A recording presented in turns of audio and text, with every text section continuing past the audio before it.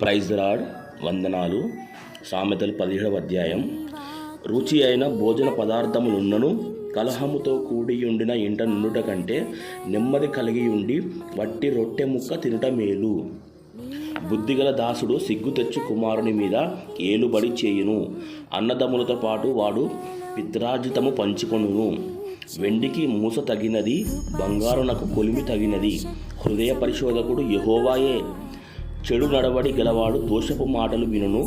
నాలుక హానికరమైన మాటలు పలుకుచుండగా అబద్ధికుడు చెవియొగ్గును. బీదలను వెక్కిరించువాడు వారి సృష్టికర్తను నిందించువాడు. ఆపదను చూచి సంతోషించువాడు నిర్దోషిగా ఎంచబడడు.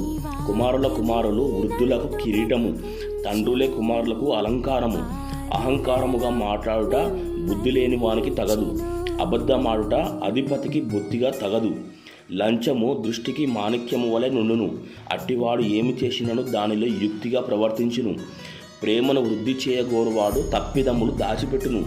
జరిగిన సంగతి మాటి మాటికి ఎత్తువాడు మిత్రభేదము చేయును. బుద్ధిహీనునికి 100 దెబ్బలు నాటునంత కంటే బుద్ధిమంతునికి ఒక గద్దింపు మాట లోతుగా నాటును. తిరుగుబాటు చేయువాడు కీడు చేయుటకే కోరును. అట్టివాని వెంట క్రూరదూత పంపబడును. పిల్లలను పోగొట్టుకున్న ఎలుగుబంటిని ఎదుర్కొనవచ్చును గాని మూర్ఖపు పనులు చేయుచున్న మూర్ఖుని ఎదుర్కొనరాదు. మేలుకు ప్రతిగా కీడు చేయువాని ఇంట నుండి కీడు తొలగిపోదు. కలహారంభము నీటి గట్టున పుట్టు ఊట. వివాదము అధికము కాకముంపే దాన్ని విడిచిపెట్టుము. దుష్టులు నిర్దోషులని తీర్పు తీర్చువాడు, నీతిమంతులు దోషులని తీర్పు తీర్చువాడు. వీరిద్దరును యెహోవాకు హేయులు. బుద్ధిహీనుని చేతిలో జ్ఞానం సంపాదించుటకు సొమ్ముండనేలా. వాళ్ళకి బుద్ధి లేదు కదా. నిజమైన స్నేహితుడు విడవక ప్రేమించును. దుర్దశలో అట్టివాడు సహోదరుడుగా నుండును. తన పొరుగువానికి జామీను ఉండి పూటపడువాడు తెలివి మారినవాడు. కలహప్రియుడు దుర్మార్గప్రియుడు. తన వాకిండ్లు ఎత్తు చేయువాడు నాశనం వెతుకువాడు. కుటిల వర్తనుడు మేలు పొందడు. మూర్ఖముగా మాట్లాడువాడు కీడులో పడును. బుద్ధిహీనుని కనిన వానికి వ్యసనము కలుగును. తెలివి లేని వాని తండ్రికి సంతోషము లేదు. సంతోషము గల మనస్సు ఆరోగ్య కారణము. నలిగిన మనస్సు ఎముకలకు ఎండిపోజేయును. న్యాయ విధులను చెరుపుటకై దుష్టుడు ఒడిలో నుండి లంచము పుచ్చుకొనును.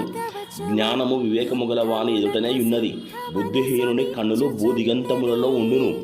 బుద్ధిహీనుడకు కుమారుడు తన తండ్రికి దుంకము తెచ్చును.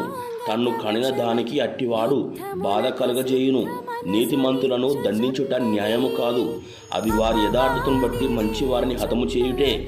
మితముగా మాట్లాడువాడు తెలివిగలవాడు. శాంత గుణము గలవాడు వివేకము గలవాడు. ఒకడు మూఢుడైనను మౌనముగా నుండిన ఎడల జ్ఞాని అని ఎంచబడును. అట్టివాడు పెదవులు మూసుకొనగా వాడు వివేకి అని ఎంచబడును. ఆమెన్. Praise the Lord. వందనాలు. అందరికీ శుభాశీస్సులు.